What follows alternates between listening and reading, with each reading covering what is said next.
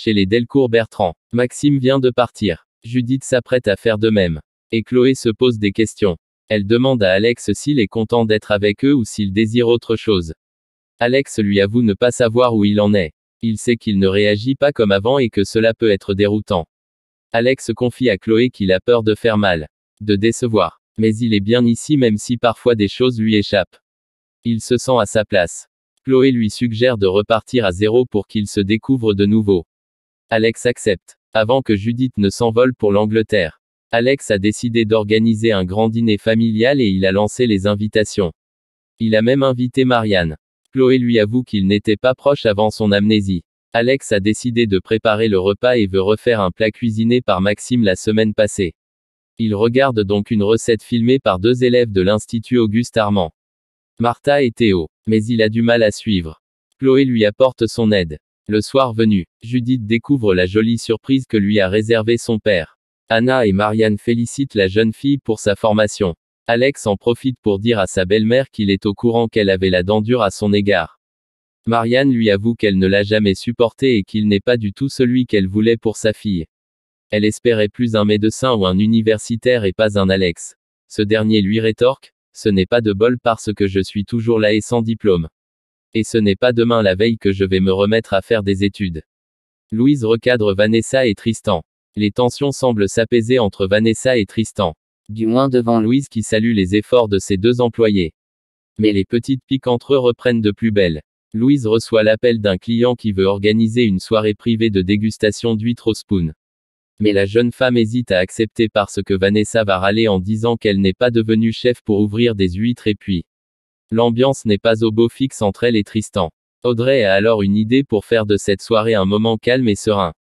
Louise recadre un peu plus tard ses employés avant de leur annoncer qu'ils organisent la semaine prochaine une soirée privée. Louise et Audrey seront en salle et Tristan et Vanessa devront s'occuper des huîtres. Mais ils seront à 2 endroits opposés de la pièce. Tristan n'emmène pas large. Vanessa surprend un peu plus tard Tristan en train de s'entraîner à ouvrir des huîtres et ne peut s'empêcher de le titiller en lui montrant qu'elle peut les ouvrir plus rapidement et de manière soignée. Mais elle se montre maladroite et en fait tomber une par terre. Ce qui amuse Tristan. Publicité. Victoire dénonce Benjamin. Victoire a repris connaissance et a passé la nuit chez Benjamin sur le canapé du salon. Elle refuse de prendre du paracétamol. Benjamin jure à la jeune femme n'avoir fait aucun mal à Emma. Il a juste essayé de l'aider.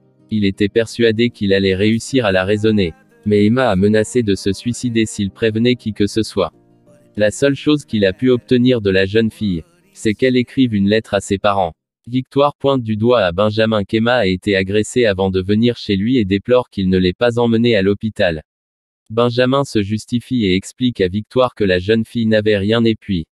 Il ne pensait pas la garder chez lui. Benjamin finit par confier à Victoire qu'Emma a plus confiance à lui qu'en ses parents dont elle a une peur bleue. La jeune fille craignait qu'il prenne mal sa grossesse et qu'il l'oblige à avorter.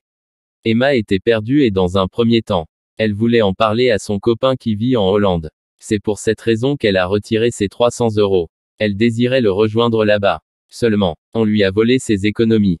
Benjamin a refusé de donner à Emma de l'argent. Car il a trouvé son plan dangereux. Benjamin assure ensuite à Victoire qu'il a déposé Emma chez elle la veille au soir. Soraya est très inquiète. Elle n'a pas de nouvelles de Victoire avec qui elle devait dîner la veille. Elle a essayé en vain de joindre Georges sur son portable et décide de passer chez lui. Elle pense que Victoire est en danger avec Benjamin. Mais Georges est sous la douche. Soraya a un rendez-vous avec un client et elle est déjà en retard. Elle demande à Vanessa de dire à Georges que Victoire n'est pas rentrée de la nuit et qu'elle est très inquiète. Mais quand Georges demande à sa compagne un peu plus tard qui a sonné chez eux, Vanessa lui répond que c'était une erreur. De son côté, Benjamin insiste pour accompagner Victoire chez elle. Sur le chemin, Benjamin demande à Victoire de ne rien dire à personne. Il n'a pas envie d'avoir des ennuis. Mais la jeune femme envoie un texto à Georges pour lui demander si Emma est rentrée chez ses parents. Il lui répond qu'elle est toujours portée disparue. Victoire déclare à Benjamin qu'il est vraiment une ordure. Elle descend de la voiture et court jusqu'au commissariat. Victoire s'effondre en larmes dans les bras de Georges. Et elle dénonce Benjamin. Georges part.